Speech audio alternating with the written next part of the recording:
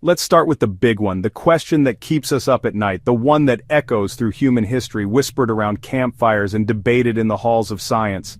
Are we alone? Look up at the night sky. Go ahead, step outside. See that vast dark canvas sprinkled with countless points of light? Each one of those is a sun, a star. Many of them are just like our own. And many of those suns have planets orbiting them. So the question isn't just a philosophical musing anymore, it's a scientific investigation, it's a cosmic mystery waiting to be solved. The sheer numbers, the statistics of the universe, almost demand an answer other than yes. It's just us. Think about it. Our galaxy, the Milky Way, has hundreds of billions of stars, and there are hundreds of billions of galaxies in the observable universe. Do the math. The number of planets out there is staggering, almost beyond human comprehension. To believe that our little blue marble in its quiet corner of the cosmos is the only place where life sparked and evolved seems, well, a little presumptuous, doesn't it? The universe is a vast and ancient place. It's had plenty of time and plenty of real estate to run the experiment of life over and over again. To answer that, we have to start with the only example we have, life on Earth. It's our template, our cosmic cheat sheet. The first and most important ingredient is liquid water. Water is a fantastic solvent. It can dissolve and transport chemicals, allowing for the complex molecular interactions that are the basis of biology. On Earth, wherever we find liquid water, we find life, from the boiling hot springs of Yellowstone to the frigid lakes under Antarctic ice. The next key ingredient is a source of energy. Life needs energy to do, well, anything. For most life on Earth, that energy comes from our sun. Plants use photosynthesis to convert sunlight into chemical energy, and that energy moves up the food chain. How do we actually look for these ingredients hundreds, or even millions of miles away? We can't just hop in a spaceship and go check it out. Not yet anyway. So, we've developed some incredibly clever tools and techniques to search from afar. This is where science gets creative. One of the main methods is spectroscopy. Think of it as a cosmic fingerprinting kit. When light from a star passes through the atmosphere of a planet, certain atoms and molecules in that atmosphere absorb specific wavelengths of light. By analyzing the light that reaches our telescopes, we can see which wavelengths are missing and deduce what the atmosphere is made of.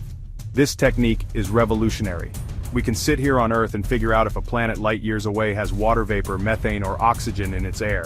These are what we call biosignatures, gases that could be a sign of biological activity. Mars has captured our imagination for centuries. It's our closest, most Earth-like neighbor, and the prime target in our search for life beyond Earth. Today, Mars is a cold, dry desert with a thin atmosphere, but the evidence is overwhelming that it wasn't always this way. Billions of years ago, Mars was a warmer, wetter world. Our robotic explorers have acted as geologists on the Martian surface, and what they've found is honestly just stunning. Rovers like Curiosity and Perseverance have driven through ancient river deltas, drilled into lakebed sediments, and found clay minerals that only form in the presence of water. While Mars offers a story of a past that might have been, the icy moons of the outer solar system present a tantalizing possibility for the present. Let's return to Europa, that moon of Jupiter wrapped in a shell of ice. The evidence for its subsurface ocean is honestly really compelling. And then there's Enceladus, Saturn's little geyser moon. The Cassini spacecraft famously flew through plumes of water vapor erupting from cracks in Enceladus's south pole. It literally tasted the spray and found water, salt, silica, and complex organic molecules, the very building blocks of life. For most of human history, the planets in our solar system were the only ones we knew. The idea of planets orbiting other stars, exoplanets, was pure speculation.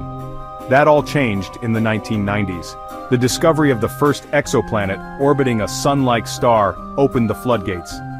In the decades since, thanks to missions like the Kepler Space Telescope and TESS, we have confirmed the existence of thousands of exoplanets. We've gone from knowing of 0 to knowing of over 5,000, and that's just in our tiny corner of the galaxy. The primary method we use to find these distant worlds is the transit method. When a planet passes in front of its star from our point of view, it blocks a tiny fraction of the star's light. By monitoring thousands of stars for these telltale dips, we can detect the presence of planets, determine their size, and calculate how long it takes them to complete an orbit. We've found an incredible diversity of worlds out there. There are hot Jupiters, gas giants orbiting scorching hot close to their stars. There are super-Earths, rocky worlds larger than our own. One of the most famous examples is the TRAPPIST-1 system, a mere 40 light-years away, which has at least 7 Earth-sized rocky planets, several of which are in the habitable zone.